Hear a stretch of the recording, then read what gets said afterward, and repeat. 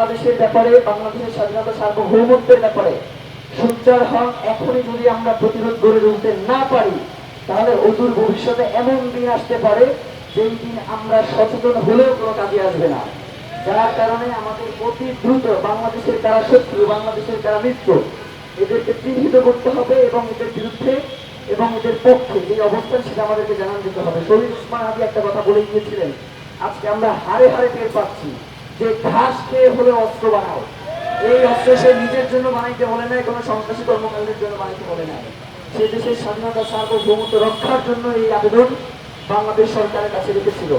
আমরাও বাংলাদেশ সরকারকে আহ্বান জানাতে চাই, বাংলাদেশের স্বাধীনতা সার্বভৌমত্ব রক্ষার জন্য অতি দ্রুত আপনি বাংলাদেশের প্রতিরক্ষা ব্যবস্থাকে আপনি উন্নত করেন, বাংলাদেশের সশস্ত্র ব্যবস্থাকে আপনি উন্নত করেন।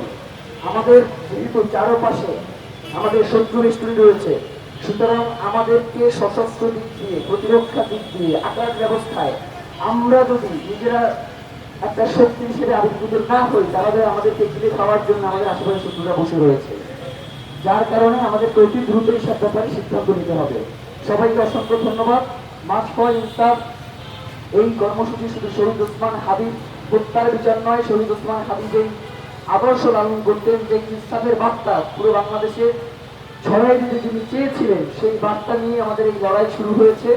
এবং যতক্ষণ পর্যন্ত আমরা শেষ মঞ্জিলে না পৌঁছাবো, ততক্ষণ পর্যন্ত আমাদের এই লড়াই চলবে ইনশাআল্লাহ।